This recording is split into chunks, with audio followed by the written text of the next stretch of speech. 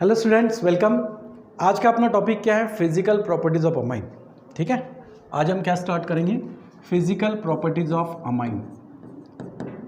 ठीक है, physical properties of amine, physical properties of amine. Okay, तो फिजिकल प्रॉपर्टीज में हम क्या क्या पढ़ेंगे? फिजिकल प्रॉपर्टी में सबसे पहले तो हम यहाँ पर पढ़ेंगे फिजिकल स्टेट। ओके, अमाइन यानी प्राइमरी अमाइन, सेकेंडरी हो, टर्शरी हो, जो भी अमाइन जो है इसका फिजिकल स्टेट क्या होगा। ठीक है, किस तरीके से एग्जिस्ट होते हैं, तो उनका अपीयरेंस क्या होता है। तो सबसे पहले अपन क्या देखेंगे यहाँ पर? Physical state. Okay, physical state of amine.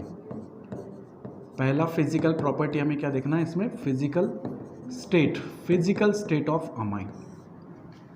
अब फिजिकल स्टेट ऑफ अमाइन में क्या होगा? अमाइंस की अगर हम होमोलोगस सीरीज लेते हैं, मतलब अमाइंस के अगर मेंबर्स लेते हैं, तो सबसे पहले कौन आएंगे? Lower members. ठीक है, तो फिजिकल स्टेट में क्या है कि जो लोअर मेंबर्स होते हैं, okay, lower members of amine. ठीक है, लोअर मेंबर्स ऑफ अमाइन ये कैसे होता है? Lower members of amine are gaseous. ठीक है, लोअर मेंबर्स ऑफ अमाइन कैसे होते हैं? गैसेस में। ठीक है, विथ फिशी ऑर्डर। ठीक है, so lower members of amines are gases with fishy odour. ठीक है, with fishy odour.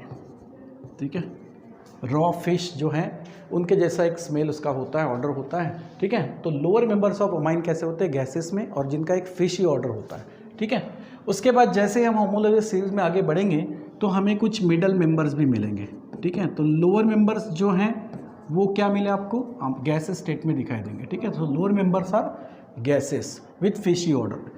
Middle members की अगर बात करते हैं तो मिडल मेंबर्स ऑफ अमाइन, ठीक है, मिडल मेंबर्स ऑफ अमाइन क्या होते हैं? Are liquid. मिडल मेंबर्स कैसे होते हैं? लिक्विड। ओके, क्या होगा होमोलोगस सीरीज में? जैसे हम नीचे चलेंगे तो लोअर से मिडल, मिडल से हायर होगा, तो मॉलिक्यूलर मास बढ़ते जाता है। ठीक है, इससे जो मैटर है या सब्सटेंस है वो थोड़ा डेंस होते जाता है। तो लिक्विड से क्या होगा? गैसेस स्टेट में कौन से मिलेंगे आपको? मिडल मेंबर्स मिलेंगे अमाइन के। और हाइयर मेंबर्स की अगर बात करते हैं, ठीक है, higher members, so higher members of amine, अगर अमाइन के हाइयर मेंबर्स लेते हैं तो वो कौन से स्टेट में मिलेंगे? डेफिनेटली गैस के बाद क्या दिखा? लिक्विड। तो हायर मेंबर जो है वो कैसे होते हैं? सॉलिड होते हैं। So higher members of amines are solid. Okay, lower members liquid में होते हैं, हायर मेंबर्स जो हैं अमाइंस के वो किस में होते हैं? सॉलिड में होते हैं at ordinary temperature and pressure. ठीक है, solid at ordinary temperature and pressure, ordinary temperature और प्रेशर कंडीशन में। ठीक है, मिडल जो है वो लिक्विड में और हायर मेंबर जो होते हैं वो सॉलिड स्टेट में दिखाई देते हैं। तो ये इनका एक फिजिकल स्टेट है। ठीक है, समझ में आ रहा है? जैसे हम यहाँ पर लोअर टू हायर मेंबर्स की तरफ चलते हैं, जैसे कि मिडल मेंबर से हायर मेंबर की तरफ, तो कुछ अमोनिया गैस जैसा भी इसका एक स्मेल दिखाई देता है। सॉरी, अमोनिया गैस जैसा इसका स्मेल ऑब्जर्व होता है। तो यहाँ पर क्या है कि लोअर मेंबर्स गैसेस स्टेट में होंगे, मिडल मेंबर्स जो है वो लिक्विड स्टेट में होंगे, और हायर मेंबर्स ऑफ अमाइन जो हैं ये कौन सा स्टेट में होते हैं? सॉलिड स्टेट में। So these are the physical state of amine. ठीक है, तो पहला पॉइंट फिजिकल प्रॉपर्टीज का क्या हुआ यहाँ पर? Physical state. ओके, उसके बाद फिजिकल प्रॉपर्टीज में हम सेकेंड पॉइंट क्या पढ़ते थे? सेकेंड पॉइंट हम पढ़ते थे कि इंटरमोलिकुलर फोर्स ऑफ अट्रैक्शन कैसे होगा। ठीक है, इंटरमोलिकुलर फोर्स ऑफ अट्रैक्शन। ठीक है, इंटरमोलिकुलर फोर्सेस, किस तरीके से इंटरमोलिकुलर फोर्सेस होंगे अमाइन में। ओके, तो अमाइन की जब बात करते हैं तो उसमें क्या आता है? Classifications, primary amine, secondary amine और टर्शरी अमाइन। ठीक है, तो देखो किस टाइप से यहाँ पर इंटरमोलिकुलर फोर्सेस इसमें होंगे। प्राइमरी अमाइन और सेकेंडरी अमाइन की अगर बात करते हैं तो उनमें हाइड्रोजन बॉन्डिंग इन्वॉल्व होता है। और क्यों होता है?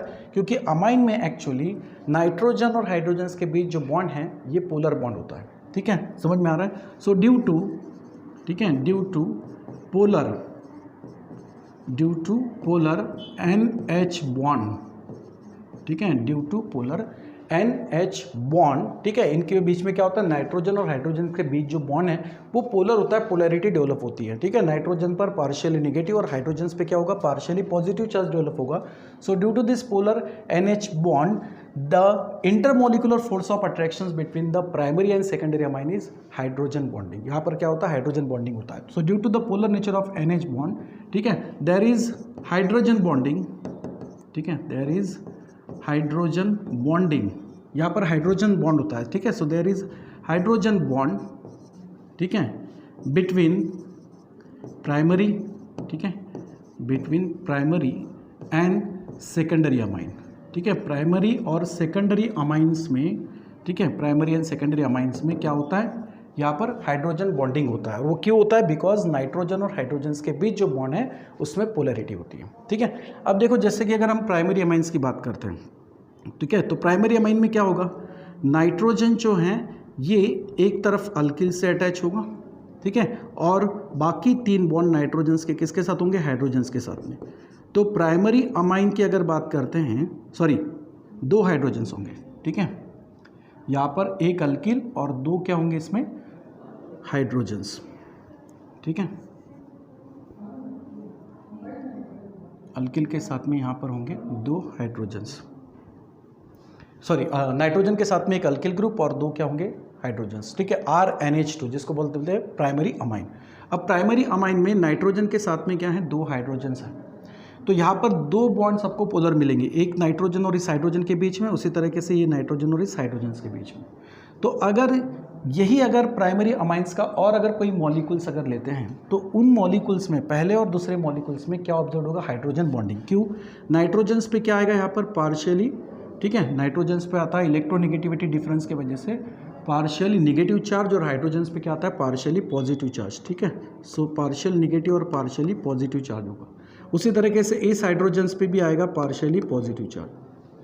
तो अगर हम सेकेंड मॉलिक्यूल्स ऑफ अमोनिया का लेते हैं, प्राइमरी अमाइन का लेते हैं, प्राइमरी अमाइन का, तो क्या होगा, सेकेंड मॉलिक्यूल्स का देखो यहाँ पर क्या होगा, नाइट्रोजन, ठीक है, उसके बाद यहाँ पे हाइड्रोजन्स, ठीक है, इस तरफ अल्किल सपोज या हाइड्रोजन भी ले सकते हो, और ये एक हाइड्रोजन। तो पहले मॉलिक्यूल्स का जो हाइड्रोजन है जिस पर पार्शियली पॉजिटिव चार्ज है, ये सेकंड मॉलिक्यूल्स के पार्शियली नेगेटिव चार्ज नाइट्रोजन्स के साथ में क्या करेगा, यहाँ पर हाइड्रोजन्स बॉन्डिंग फॉर्म करेगा, ठीक है, यहाँ पर क्या होगा, हाइड्रोजन बॉन्ड। अब ऐसे ही हाइड्रोजन्स बॉन्ड आपको इस प्राइमरी अमाइंस के मॉलिक्यूल्स में दिखाई देंगे, ठीक है, यहाँ पर प्राइमरी अमाइंस के मॉलिक्यूल्स में आपको हाइड्रोजन्स बॉन्ड दिखाई देंगे, ठीक है। किस तरीके से, यहाँ पर देखो, जैसे कि 2 मॉलिक्यूल्स के बीच में देखा, अब इस मॉलिक्यूल्स में भी ये हाइड्रोजन्स क्या होगा, पार्शियली पॉजिटिव चार्ज शो करेगा। तो अगर और कोई अगर हम प्राइमरी अमाइन का थर्ड मॉलिक्यूल्स लेते हैं, तो जिसमें क्या होगा, नाइट्रोजन जो कि पार्शियली नेगेटिव चार्ज कैरी कर रहा है, ठीक है, ये नाइट्रोजन इस मॉलिक्यूल्स के हाइड्रोजन्स की तरफ क्या करेगा, हाइड्रोजन बॉन्डिंग बनाएगा, ठीक है, समझ में आ रहा है, ओके। तो प्राइमरी अमाइंस के मॉलिक्यूल जो हैं, ठीक है, ये एक दूसरे के साथ क्या करेंगे, हाइड्रोजन बॉन्ड फॉर्म करेंगे, ठीक है, समझ में आ रहा है, ये दोनों क्या करेंगे, इसमें हाइड्रोजन बॉन्ड फॉर्म करेंगे। मतलब ये और ये जो बॉन्ड आपको दिखाई दे रहा है, ये एक्चुअली क्या है, हाइड्रोजन बॉन्ड। अब प्राइमरी अमाइन में कितने हाइड्रोजन है, यहाँ पर 2 हाइड्रोजन्स दिखाई दे रहे हैं, मतलब ये अपने सराउंडिंग 2 मॉलिक्यूल्स के साथ तो 2 हाइड्रोजन बॉन्ड बना सकता है। एक मॉलिक्यूल्स अपने सराउंडिंग के 2 मॉलिक्यूल्स के साथ में 2 हाइड्रोजन बॉन्ड बना सकता है, ठीक है, समझ में आ रहा है, 2 हाइड्रोजन्स के थ्रू। अब यही अगर हम सेकेंडरी अमाइन की बात करते हैं, ठीक है, ये क्या हो गया, प्राइमरी अमाइन। ये जो एग्जांपल है ये किसका है, प्राइमरी अमाइन का, ठीक है। अब अगर सेकेंडरी अमाइन की बात करते हैं, तो सेकेंडरी अमाइन में क्या होगा, नाइट्रोजन्स के पास में एक ही हाइड्रोजन्स यहाँ पर होता है, 2 अल्किल होंगे, ठीक है। तो ये हुआ सेकेंडरी अमाइन। अब सेकेंडरी अमाइन में एक ही नाइट्रोजन और हाइड्रोजन्स वाला पोलर बॉन्ड है, ठीक है, जिसमें नाइट्रोजन्स पर पार्शियली नेगेटिव और हाइड्रोजन्स पे आएगा पार्शियली पॉजिटिव चार्ज, ठीक है। तो क्या होगा कि एक सेकेंडरी अमाइंस का मॉलिक्यूल दूसरे मॉलिक्यूल्स के साथ में सिर्फ एक ही हाइड्रोजन बॉन्ड बना सकता है, क्योंकि उसमें सिर्फ एक ही हाइड्रोजन एटम प्रेजेंट है। तो अगर हम इसके पास में अगर दूसरा सेकेंडरी अमाइंस का मॉलिक्यूल लेते हैं, तो कुछ इस तरीके से मिलेगा, ठीक है, यहाँ पर second molecules of secondary amine, ठीक है, जिसमें नाइट्रोजन्स पे क्या होगा, पार्शियली नेगेटिव चार्ज, और इस हाइड्रोजन पे आएगा पार्शियली पॉजिटिव चार्ज। तो पहले मॉलिक्यूल्स का हाइड्रोजन दूसरे मॉलिक्यूल्स के नाइट्रोजन्स के साथ क्या करेगा, यहाँ पर हाइड्रोजन बॉन्ड बनाएगा, ठीक है। ये जो बॉन्ड है इसको अपन क्या बोलेंगे, हाइड्रोजन बॉन्ड। समझ में आ रहा है, ठीक है। तो प्राइमरी अमाइन में कितने हाइड्रोजन्स बॉन्ड बन रहे हैं, 2, और सेकेंडरी अमाइन में एक ही हाइड्रोजन बॉन्ड बनते हुए दिखाई दे रहा है। मतलब हाइड्रोजन बॉन्डिंग की जो स्ट्रेंथ है वो किस में ज़्यादा दिखाई देगी, प्राइमरी अमाइन में, ठीक है, और सेकेंडरी अमाइन में कम। समझ में आ रहा है। लेकिन अगर हम टर्शरी अमाइन की बात करते हैं, ठीक है, जैसे कि अब टर्शरी अमाइन का अगर हम स्ट्रक्चर लेते हैं तो टर्शरी अमाइन में क्या होगा, नाइट्रोजन्स 3 अल्किल ग्रुप से अटैच होता है। ओके, तो यहाँ पर तो हाइड्रोजन एटम प्रेजेंट ही नहीं है। अब हाइड्रोजन एटम प्रेजेंट नहीं है तो इसके वजह से या हाइड्रोजन बॉन्ड होना या हाइड्रोजन बॉन्डिंग पॉसिबल ही नहीं है, ठीक है। लेकिन फिर भी क्या होता है कि नाइट्रोजन और अल्किल, अल्किल मतलब इस अल्किल में जो कार्बन होगा, ठीक है, वो कार्बन नाइट्रोजन के साथ में एक्चुअली क्या करता है, पोलर बॉन्ड ही बना रहा है, क्योंकि नाइट्रोजन और कार्बन में भी इलेक्ट्रोनेगेटिविटी डिफरेंस में नाइट्रोजन की इलेक्ट्रोनेगेटिविटी ज़्यादा होती है एज कम्पेयर टू कार्बन।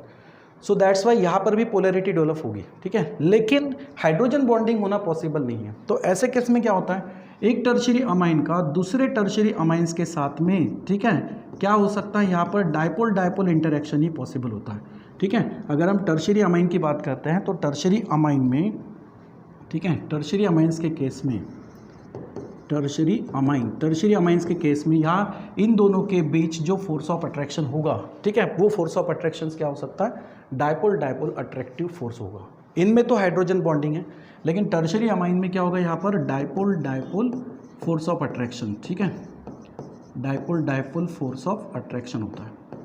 समझ में आ रहा है, dipole dipole force of attraction. तो इंटरमोलिकुलर फोर्स ऑफ अट्रैक्शंस हमें कितने टाइप्स के दिखाई देते हैं जनरली, कि 3 टाइप्स के। एक तो हाइड्रोजन बॉन्डिंग हो सकता है, या फिर dipole dipole force of attraction हो सकता है, या फिर वैन डर वाल फोर्स ऑफ अट्रैक्शन हो सकता है। इन तीनों में हाइड्रोजन बॉन्डिंग जो है इंटरमोलिकुलर फोर्स ऑफ अट्रैक्शन, ये स्ट्रांग होता है as compare to dipole dipole force of attraction, और वो स्ट्रांग होता है वैन डर वाल फोर्स से।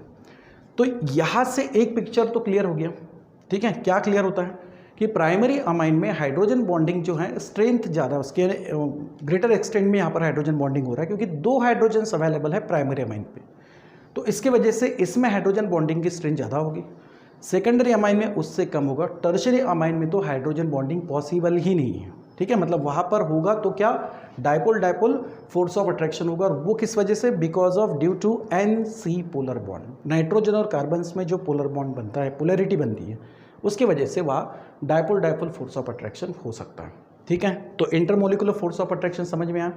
प्राइमरी अमाइन में 2 हाइड्रोजन्स अवेलेबल हैं, इसलिए वह 2 हाइड्रोजन्स बॉन्ड बनेंगे, 2 मॉलिक्यूल्स इसमें। अगर सेकेंडरी अमाइंस की बात करते हैं तो वहाँ पर एक ही हाइड्रोजन्स अवेलेबल होता है, जिससे एक हाइड्रोजन्स बॉन्ड बनेगा, ठीक है। और अगर इसको हाइड्रोजन्स बॉन्ड बनाना है तो ये और दूसरे मॉलिक्यूल्स के साथ बना सकता है, लेकिन 2 मॉलिक्यूल्स के बीच में सिर्फ एक ही हाइड्रोजन्स बॉन्ड यहाँ पर बनेगा। अगर इसको किसी मॉलिक्यूल्स के साथ बनाना है तो वो भी अपने एक हाइड्रोजन से एक हाइड्रोजन बॉन्ड बनाएगा। तो 2 मॉलिक्यूल्स अगर लेते हैं तो उसमें एक ही हाइड्रोजन बॉन्ड पॉसिबल है। यहाँ अगर 2 मॉलिक्यूल्स लेते हैं तो क्या होगा, इसका partial negative nitrogen positive charge carbon से अट्रैक्ट हो रहा है, तो इसका पॉजिटिव चार्ज हाइड्रोजन इसके पार्शियल निगेटिव नाइट्रोजन से अट्रैक्ट हो सकता है, ठीक है। तो ये होगा, यहाँ पर 2 हाइड्रोजन्स बॉन्ड बनने के चांसेस होते हैं, यहाँ पर एक ही हाइड्रोजन्स बॉन्ड बनेगा, ठीक है, समझ में आ रहा है, ओके। अब नाइट्रोजन्स की तरफ इसके हाइड्रोजन्स को फेस किया, ठीक है, तो अगर इसी मॉलिक्यूल्स का एक हाइड्रोजन इसके नाइट्रोजन्स की तरफ फेस करते तो वहाँ पर भी क्या होता, 2 हाइड्रोजन्स बॉन्ड बन सकते थे, ठीक है। यहाँ पर एक ही बॉन्ड बनेगा, हाइड्रोजन बॉन्ड, और इस तरफ होता है dipole dipole force of attractions, ठीक है। तो ये इंटरमोलिकुलर फोर्स ऑफ अट्रैक्शंस के बारे में हुआ, ठीक है। अब इस इंटरमोलिकुलर फोर्स ऑफ अट्रैक्शन से हम नेक्स्ट चलते हैं बॉइलिंग पॉइंट पर। फिजिकल प्रॉपर्टी हम नेक्स्ट क्या पढ़ेंगे अभी, बॉइलिंग पॉइंट, ठीक है। तो बॉइलिंग पॉइंट किस तरीके से होगा, ठीक है। थर्ड हम फिजिकल प्रॉपर्टी पढ़ते हैं अभी, boiling point, okay, boiling point. अब ये बॉइलिंग पॉइंट एक्चुअली डिपेंड करेगा 2 बातों पर, एक तो होगा मॉलिकुलर मास और दूसरा होगा strength of force of attraction between the molecules. Molecules के बीच में जो भी फोर्स ऑफ अट्रैक्शन है उसका स्ट्रेंथ क्या है, कितना स्ट्रांग है या कितना वीक है, ठीक है, और मॉलिकुलर मास क्या होगा। अगर हम इंटरमोलिकुलर फोर्स ऑफ अट्रैक्शंस की बात करते हैं और उसका अगर ऑर्डर देखा जाए तो प्राइमरी अमाइन में इंटरमोलिकुलर फोर्स ऑफ अट्रैक्शन ज़्यादा होगा, ठीक है, किससे, सेकेंडरी अमाइन से, और सेकेंडरी अमाइन में फोर्स ऑफ अट्रैक्शन ज़्यादा होगा टर्शरी अमाइन से, ठीक है। तो अगर यहाँ पर हम इंटरमोलिकुलर फोर्स ऑफ अट्रैक्शन, ठीक है, यहाँ पर अगर हम इंटरमोलिकुलर फोर्स ऑफ अट्रैक्शंस की बात करते हैं, इंटरमोलिकुलर फोर्स ऑफ अट्रैक्शन, तो इंटरमोलिकुलर फोर्स ऑफ अट्रैक्शन किस में होगा, यहाँ पर प्राइमरी अमाइन में इंटरमोलिकुलर फोर्स ऑफ अट्रैक्शन ज़्यादा होगा, ठीक है। इसमें फोर्स ऑफ अट्रैक्शन ज़्यादा होगा किससे, देन सेकेंडरी अमाइन, ठीक है, और सेकेंडरी अमाइन में फोर्स ऑफ अट्रैक्शन ज़्यादा होगा टर्शरी अमाइन में। तो बॉइलिंग पॉइंट यहाँ पर दो बातों पर डिपेंड करेगा, एक तो strength of force of attraction between molecules और दूसरा मॉलिकुलर मास, ठीक है। तो इंटरमोलिकुलर फोर्स ऑफ अट्रैक्शन की बात करते हैं तो प्राइमरी अमाइन में फोर्स ऑफ अट्रैक्शन ज़्यादा होगा क्योंकि वहाँ पर दो हाइड्रोजन्स अवेलेबल होते हैं, दो हाइड्रोजन्स बॉन्डिंग के लिए। सेकेंडरी अमाइन में एक ही हाइड्रोजन्स अवेलेबल है और टर्शियरी अमाइन में हाइड्रोजन बॉन्डिंग होता ही नहीं है, उसमें dipole dipole force of attraction होता है। तो सबसे ज़्यादा फोर्स ऑफ अट्रैक्शन किस में होगा, प्राइमरी अमाइन में, इसलिए प्राइमरी अमाइन का बॉइलिंग पॉइंट सेकेंडरी अमाइन से ज़्यादा होगा देन टर्शरी अमाइन से, ठीक है, समझ में आ रहा है। एक दूसरा जो है वो है मॉलिकुलर मास। तो बॉइलिंग पॉइंट मॉलिकुलर मास पर कैसे डिपेंड करेगा, मॉलिकुलर मास जहाँ ज़्यादा हो वहाँ पर बॉइलिंग पॉइंट ज़्यादा होता है, ठीक है। और इसके पहले भी हमने फिजिकल प्रॉपर्टीज़ पढ़े हैं, तो वहाँ पर हमने एक पॉइंट क्लियर किया था कि boiling point is directly proportional to molecular mass. अगर मॉलिकुलर मास बढ़ता है तो बॉइलिंग पॉइंट भी बढ़ेगा, ठीक है। अब ये जो प्राइमरी है, सेकेंडरी और टर्शियरी अमाइन है, इसमें अगर हम ये तो इंटरमोलिकुलर फोर्स ऑफ अट्रैक्शन के हिसाब से बताएं, अगर हम आइसोमेरिक अमाइन की बात करते हैं, ठीक है, isomeric amine, okay, isomeric amine, isomeric amine मतलब क्या होंगे, जिसमें मॉलिकुलर फार्मूला तो सेम होगा बट स्ट्रक्चरली क्या होंगे, डिफरेंट होंगे। ऐसे अमाइंस का अगर हम बॉइलिंग पॉइंट यहाँ पर कंसीडर करते हैं तो वो बॉइलिंग पॉइंट आपको किस तरीके से मिलेगा। यहाँ तो एक बात क्लियर हो गया कि प्राइमरी अमाइन में बॉइलिंग पॉइंट ज़्यादा होता है then secondary and then tertiary. Isomeric amines, जैसे कि मान लो कि अगर आइसोमेरिक अमाइंस का एक फार्मूला हम ले लेते हैं, ठीक है, एक कोई फार्मूला जैसे कि C3H9N, ये एक मॉलिक्यूलर फार्मूला है अमाइंस का, ठीक है। अब इस फार्मूले से हमें आइसोमेरिक अमाइंस के एग्जांपल्स लेने हैं। तो आइसोमर किसको बोलते हैं अपन, molecular formula same structurally different, उसको बोलते हैं अपन आइसोमर, ठीक है। तो यहाँ पर जैसे कि मान लें कि हम प्रोपिल अमाइन बनाते हैं, पहला CH3 CH2, ठीक है, देन CH2N, ठीक है, यहाँ पर होगा NH2। ये कौन सा अमाइन है, 1 डिग्री अमाइन है, प्राइमरी अमाइन है, जिसको अपन प्रोपिल अमाइन कह सकते हैं, ठीक है। ये क्या हो गया, 1 डिग्री अमाइन, ओके, या इसको आप बोल सकते हो N propyl amine, propyl amine, ठीक है। कार्बन गिन लो कितने हैं, 3, ओके, यहाँ पर कार्बन कितने हैं, 3, हाइड्रोजन कितने हैं, 3 2 5 7 और 2 9, C3H9N, ओके। चलो एक दूसरा एग्जांपल्स ले लेते हैं यहाँ पर, सपोज जैसे कि C2H5N CH3 and then H। अब इस नाइट्रोजन के पास एक ही हाइड्रोजन है तो ये सेकेंडरी अमाइन होगा, 2 डिग्री अमाइन होगा, और मॉलिक्यूलर फार्मूला अगर देखोगे तो इसका भी C3H9 या नहीं आएगा, ठीक है, समझ में आ रहा है। थर्ड एग्जांपल्स अगर लेते हैं, सपोज CH3 CH3, ठीक है, सॉरी एक मिनट,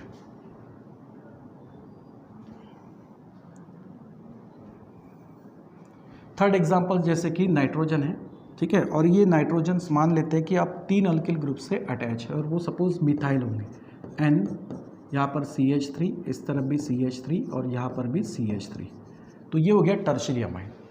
इसका भी अगर मॉलिक्यूलर फार्मूला देखेंगे तो C3H9N यही आएगा। तो इस मॉलिक्यूलर फार्मूले से ये 3 हो गए आइसोमेरिक अमाइन। ये है 1 डिग्री अमाइन, ठीक है, ये हो गया 2 डिग्री अमाइन, ओके, और ये अपने लिए बन जाएगा 3 डिग्री अमाइन। समझ में आ रहा है। अब इसमें बॉइलिंग पॉइंट ऑर्डर क्या होगा, ठीक है, अगर इसमें हम ऑर्डर ऑफ बॉइलिंग पॉइंट लेते हैं, ठीक है, ऑर्डर ऑफ बॉइलिंग पॉइंट, तो ऑर्डर ऑफ बॉइलिंग पॉइंट इसमें क्या मिलेगा, किस तरीके से होगा, ठीक है। सबसे पहले हमने डिस्कस किया कि इंटरमोलिकुलर फोर्स ऑफ अट्रैक्शन की बात करते हैं तो प्राइमरी अमाइन में इंटरमोलिकुलर फोर्स ऑफ अट्रैक्शन ज़्यादा होता है as compare to secondary and then tertiary. तो ये जो एग्जांपल्स है इससे आपको क्लियर आइडिया आ गया होगा कि 1 डिग्री अमाइंस में बॉइलिंग पॉइंट क्या होगा, ज़्यादा होगा then secondary and then tertiary, ठीक है। तो ये जो ऊपर वाला पॉइंट्स है यही हम आइसोमेरिक अमाइन के लिए भी बोल सकते हैं। So in case of isomeric amine the boiling point of primary amine is higher than secondary and then tertiary, ठीक है, इज इट क्लियर, ओके। तो ये हो गया एक आइसोमेरिक अमाइन के लिए। चलो ये हुआ एक इंटरमोलिकुलर फोर्स ऑफ अट्रैक्शन से आइसोमेरिक अमाइन से।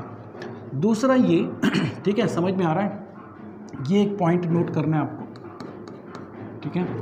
दूसरा एक पॉइंट हम इसमें नोट करेंगे कि बॉइलिंग पॉइंट जो है, ठीक है, boiling point this is directly proportional to the molecular mass, molecular मास।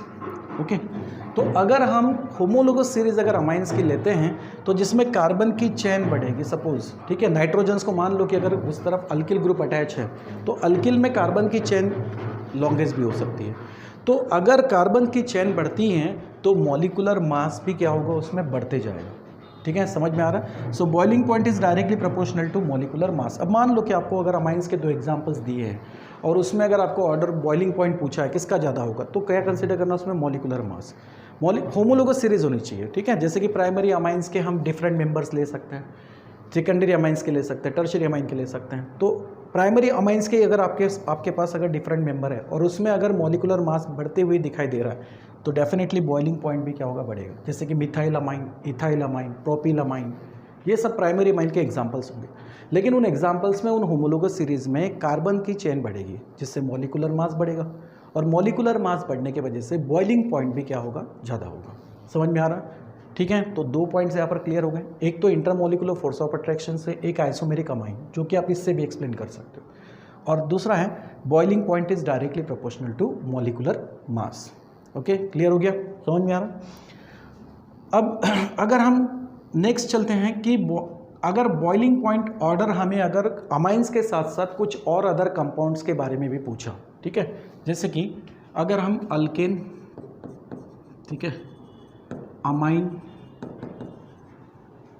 उसके बाद alcohol and then carboxylic acid, carboxylic acid मान लेते हैं कि अगर हमारे पास कोई 4 एग्जांपल्स है, अल्केन, अमाइन, अल्कोहल और कार्बोक्सिलिक एसिड का, और इन चारों में, ठीक है, these 4 compounds having the comparable molecular mass, ठीक है, इनमें अगर कंपेरेबल मॉलिक्यूलर मास है, इनका मोलर मास जो है, ठीक है, अगर कंपैरेटिवली सेम है, कंपैरेबली सेम है, तो कंपैरेबल सेम मॉलिक्यूलर मास अगर इनका है, ठीक है, तो ऐसे केस में इनमें बॉइलिंग पॉइंट का ऑर्डर क्या होगा, ठीक है। तो यहाँ ऐसे केस में हम ऑर्डर ऑफ बॉइलिंग पॉइंट, ठीक है, ऑर्डर ऑफ बॉइलिंग पॉइंट अगर ऑब्जर्व करते हैं, एक्सपेरिमेंटली भी अगर ऑब्जर्व करते हैं, अगर अल्केन, अमाइन, अल्कोहल और कार्बोक्सिलिक एसिड ऐसे कंपाउंड्स के एग्जांपल ले रहे हैं जिनका कंपेरेबल मॉलिक्यूलर मास है, ठीक है, कंपेरेबल मॉलिक्यूलर मास, ठीक है, मॉलिक्यूलर मास, ठीक है, हैविंग कंपेरेबल मॉलिक्यूलर मास। तो इन कंपाउंड्स के अगर हम बॉइलिंग पॉइंट अगर टेस्ट करेंगे, ठीक है, तो यहाँ पर क्या ऑब्जर्व होता है कि boiling point of this alkane, ठीक है, अल्केन में बॉइलिंग पॉइंट जो है ये सबसे कम होगा इन चारों में। अल्केन से ज़्यादा अगर बॉइलिंग पॉइंट्स होगा तो वो होगा अमाइन में, ठीक है, अमाइन का बॉइलिंग पॉइंट कम होगा अल्कोहल से, और अल्कोहल का बॉइलिंग पॉइंट कम होता है यहाँ पर कार्बोक्सिलिक एसिड से, ठीक है, कार्बोक्सिलिक एसिड से। तो बॉइलिंग पॉइंट अल्केन, अमाइन और अल्कोहल और कार्बोक्सिलिक एसिड का अगर ऑर्डर देखा जाए, ठीक है, तो उनमें ऑर्डर कैसे आएगा, अल्केन का बॉइलिंग पॉइंट जो है कम होता है, कार्बोक्सिलिक एसिड का ज़्यादा, और अमाइंस का जो है वो अल्केन से ज़्यादा होगा, लेकिन अल्कोहल और कार्बोक्सिलिक एसिड से बॉइलिंग पॉइंट जो है अमाइन का वो कम होता है, ठीक है। तो ये भी आपको एक ऑर्डर बॉइलिंग पॉइंट ध्यान में रखना है, ठीक है, समझ में आ रहा, ओके। चलो, ये हो गया बॉइलिंग पॉइंट तक, ओके। अब बॉइलिंग पॉइंट के बाद नेक्स्ट हमें क्या देखना है, सोल्यूबिलिटी, ठीक है। नेक्स्ट फिजिकल प्रॉपर्टी हम क्या पढ़ेंगे यहाँ पर, सोल्यूबिलिटी, ओके। 4 फिजिकल प्रॉपर्टीज क्या देखना है, सोल्यूबिलिटी। अब सोल्यूबिलिटी एक्चुअली डिपेंड किस पे करेगी, या क्या अमाइंस वाटर में सोल्यूबल होगा। सोल्यूबिलिटी के लिए जरूरी है तो हाइड्रोजन बॉन्डिंग। अब हाइड्रोजन बॉन्डिंग किस में होता है, प्राइमरी अमाइन में और सेकेंडरी अमाइन में, उन मॉलिक्यूल्स में हाइड्रोजन बॉन्डिंग हो सकता है, क्योंकि वहाँ पर नाइट्रोजन और हाइड्रोजन के बीच में एक पोलैरिटी डेवलप होती है, ठीक है। तो NH बॉन्ड जो पोलर है, जिसमें हाइड्रोजन्स पर पार्शियली पॉजिटिव चार्ज डेवलप हो रहा है, वो वाटर के ऑक्सीजन के साथ में हाइड्रोजन बॉन्डिंग कर सकता है, इसके वजह से वो सोल्यूबल होगा, ठीक है। तो अगर हम लोअर एलिफेटिक अमाइन लेते, ध्यान रखना इसमें खास तौर से लोअर, ठीक है, lower aliphatic primary and secondary, ठीक है, lower aliphatic primary and secondary amines, ठीक है, फॉर्म हाइड्रोजन बॉन्ड, ठीक है, form the hydrogen bond with water molecule. ये वाटर मॉलिक्यूल्स के साथ में हाइड्रोजन बॉन्डिंग कर सकते हैं, ठीक है, लेकिन कौन से, lower aliphatic primary and secondary amine. Tertiary amine में वहाँ पर हाइड्रोजन सही नहीं, अवेलेबल नहीं है, तो टर्शरी अमाइन वाटर में सोल्यूबल नहीं होगा, लेकिन प्राइमरी और सेकेंडरी अमाइंस की अगर बात करते हैं तो वो वाटर में सोल्यूबल हो सकता है because of formation of hydrogen bond. So lower aliphatic primary and secondary amines form the hydrogen bond with water molecule and hence they are soluble. ठीक है, तो ये वाटर में क्या होंगे, सोल्यूबल होंगे। ठीक है, समझ में आ रहा है। टर्शरी अमाइन में हाइड्रोजन बॉन्ड पॉसिबल नहीं है, ठीक है, जो वाटर मॉलिक्यूल के साथ में बनाएगा। जैसे कि अगर मान लो कि हम प्राइमरी अमाइंस की बात कर लेते हैं RNH2, ठीक है, तो हमें ये पता है कि नाइट्रोजन और हाइड्रोजन्स में इलेक्ट्रोनेगेटिविटी डिफरेंस है, यहाँ पर पार्शियल निगेटिव और इसमें पार्शियली पॉजिटिव चार्ज डेवलप होगा। अगर इसको हम वाटर में डिजोल्व करते हैं तो वाटर में ऑक्सीजन जिसके पास लोन पेयर भी होती है और इलेक्ट्रॉन पेयर अपनी तरफ अट्रैक्ट भी करता है, मोर इलेक्ट्रोनेगेटिव होता है, partially negative, partially positive charge किस पे आएगा, हाइड्रोजन पे, पार्शियली निगेटिव ऑक्सीजन पे। तो अमाइन का जो हाइड्रोजन है, ओके, ये वाटर मॉलिक्यूल्स के ऑक्सीजन से क्या कर सकता है, यहाँ पर हाइड्रोजन बॉन्ड का फॉर्मेशन कर सकता है।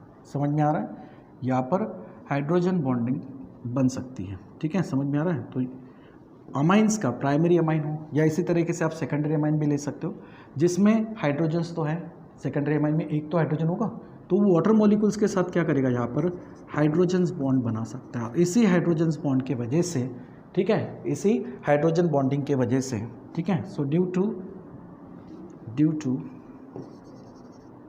हाइड्रोजन बॉन्डिंग, ठीक है, due to hydrogen bonding primary and secondary amines, ठीक है, primary and secondary amine are water soluble, या बोल सकते हैं कि सोल्यूबल इन वाटर।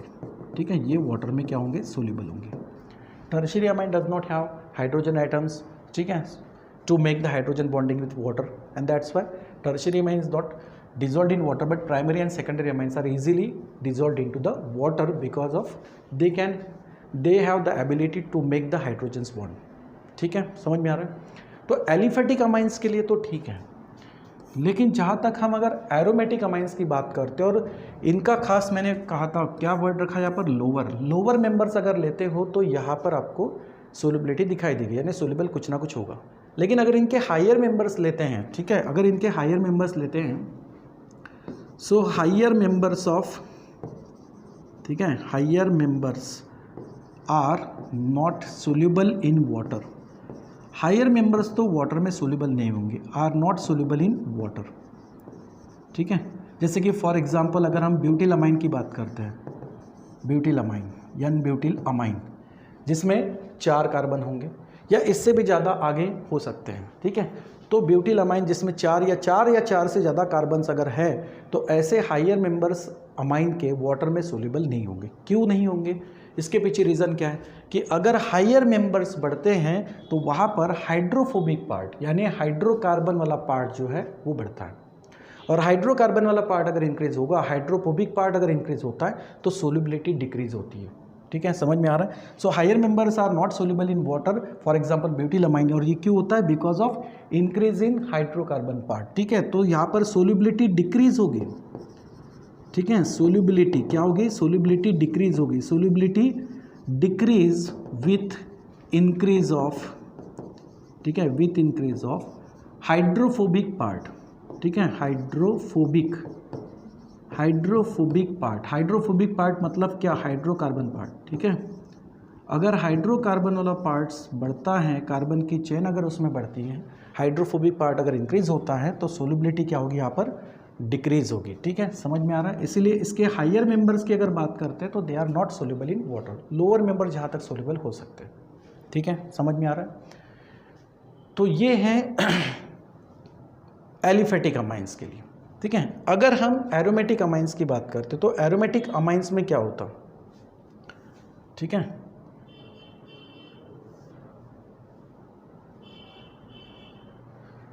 यहाँ तक क्लियर है, ओके। अब एरोमेटिक अमाइंस में क्या होता, एरोमेटिक अमाइंस में वाटर सोल्यूबल होते या नहीं होते। ठीक है, तो एरोमेटिक अमाइंस के लिए देखते हैं, ओके। एरोमेटिक अमाइंस में क्या होगा, नाइट्रोजन जो है वो एरोमेटिक रिंग से जुड़ा हुआ होगा। ठीक है, जैसे कि आप एनिलीन का एग्जांपल ले सकते हो, खास तौर से मैं क्या बोल रहा हूँ, एरोमेटिक अमाइन। एरोमेटिक अमाइन मतलब या तो एनिलीन हो सकते हैं, ठीक है, मतलब एनिलीन हो सकता है, या फिर ठीक है aniline and other aryl amine, other aryl amine. Other aryl amine मतलब अमाइनो ग्रुप के साथ साथ एरोमेटिक रिंग को और भी कोई ग्रुप वहाँ पर अटैच हो सकता है, ठीक है, समझ में आ रहा है। तो एनिलीन या फिर अदर अरिल अमाइन, अगर इनकी हम सोलिबिलिटी कंसीडर करते हैं, देखते हैं कि क्या होगा, ठीक है, सोलिबिलिटी के बारे में अगर देखते हैं तो aromatic amines are not soluble in water. क्या रीज़न हो सकता है? सपोज अगर हम एनिलीन की ही बात करते हैं, ठीक है, जिसमें अमाइनो ग्रुप NH2 ग्रुप जो है ये एरोमेटिक रिंग से जुड़ा हुआ रहता है। तो देखो नाइट्रोजन यहाँ एरोमेटिक रिंग से जुड़ा है, तो एरोमेटिक रिंग में 6 कार्बन्स, जैसे कि आप यहाँ पर लिख रहे हो 6 कार्बन्स इसमें होते हैं, तो कार्बन की यानी 6 कार्बन की यहाँ पर आपको साइक्लिक रिंग मिल रही है। तो जैसे कि अभी इसके पहले हमने पॉइंट क्या क्लियर किया कि हाइड्रोफोबिक पार्ट यानी हाइड्रोकार्बन पार्ट अगर ज़्यादा हो तो सोल्युबिलिटी क्या होती है? डिक्रीज होती है, बराबर।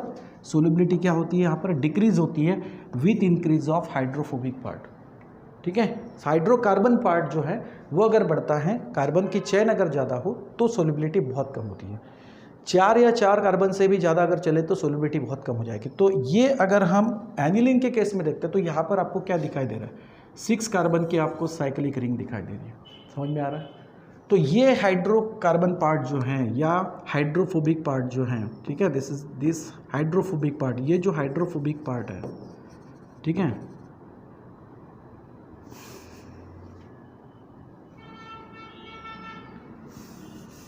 ये जो हाइड्रोफोबिक पार्ट आपको दिखाई दे रहा है, ओके। तो इस हाइड्रोफोबिक पार्ट के वजह से जो साइक्लो आपको कार्बन की साइक्लिक रिंग दिखाई दे रही है, ठीक है, so due to this hydrophobic part aniline ये क्या होगा? वाटर में लेस डिजोल्व, मतलब डिजोल्व ही नहीं होगा, ठीक है। So due to this hydrophobic part, ठीक है, हाइड्रोफोबिक पार्ट, ठीक है, ये जो हाइड्रोफोबिक पार्ट है या कार्बन की जो साइक्लिक रिंग दिखाई दे रही है, ठीक है, इस हाइड्रोफोबिक पार्ट की वजह से क्या होगा? एनिलीन और अदर अरिल अमाइन, यानी यहाँ पर NH2 ग्रुप एरोमेटिक रिंग से जुड़ा हो, लेकिन यहाँ पर हो सकता है कि कोई और भी अदर ग्रुप अटैच हो, जैसे कि यहाँ पर CH3 ग्रुप अटैच है, ठीक है, समझ में आ रहा है। तो यहाँ पर आप बोल सकते हो कि 4 मिथाइल एनिलीन, या यहाँ पर इसको अपन पैरा पोजिशंस भी लिख सकते हैं। तो एनिलीन या अदर मेंबर्स ऑफ, अगर हम एनिलीन अरिल अमाइंस लेते हैं, मतलब अमाइनो ग्रुप के साथ साथ और भी अगर अदर ग्रुप्स अटैच हो, ठीक है, जैसे कि नाइट्रो ग्रुप हो सकता है या कोई भी अदर ग्रुप, तो ऐसे अदर अरिल अमाइंस के केस में और एनिलीन के केस में क्या दिखाई देता है कि इसमें साइक्लिक रिंग होगी। अब यहाँ तो और भी कार्बन्स, हाइड्रोकार्बन और भी बढ़ते हुए दिखाई दे रहे हैं, तो हाइड्रोकार्बन्स पार्ट इसमें ज़्यादा होता है, and due to this high hydrophobic part और hydrocarbons part the aryl amines that is aromatic amines are not soluble in water, ठीक है। सो ड्यू टू, ठीक है, due to this hydrophobic part aryl amine, ठीक है, aryl amine and other aromatic amines, ठीक है, जिसमें एनिलीन और अदर अमाइंस मिलेंगे। So aryl amines are not soluble in water, ये जो है ये वाटर में सोल्यूबल नहीं होंगे, ठीक है, are not soluble in water, समझ में आ रहा है, ठीक है। तो हाइड्रोफोबिक पार्ट इसमें ज़्यादा होता है। तो इस तरीके से हो गया भाई फिजिकल प्रॉपर्टीज ऑफ अमाइन। कौन कौन से पढ़ा हमने? फिजिकल प्रॉपर्टी में सबसे पहले हमने क्या देखा यहाँ पर? फिजिकल स्टेट, कौन से स्टेट में एग्जिस्ट होंगे। उसके बाद इंटरमोलिकुलर फोर्स ऑफ अट्रैक्शन, जिसमें 2 फोर्स ऑफ अट्रैक्शन हमने डिस्कस किए कि प्राइमरी और सेकेंडरी अमाइन में हाइड्रोजन बॉन्डिंग होगा, टर्शियरी अमाइन में पॉसिबल नहीं है क्योंकि वहाँ पर हाइड्रोजन एटम ही नहीं है, तो उसमें होता है dipole dipole force of attraction. Hydrogen bonding की स्ट्रेंथ ज़्यादा होती है dipole dipole force of attraction से, ठीक है। अब जहाँ बॉन्डिंग ज़्यादा हो, स्ट्रांग हो, वहाँ पर बॉइलिंग पॉइंट भी ज़्यादा होगा। तो नेक्स्ट पॉइंट हमने बॉइलिंग पॉइंट के बारे में डिस्कस किया। उसके लिए इंटरमोलिकुलर फोर्स ऑफ अट्रैक्शन, ठीक है, तो प्राइमरी में ज़्यादा होता है as compare to secondary and then tertiary.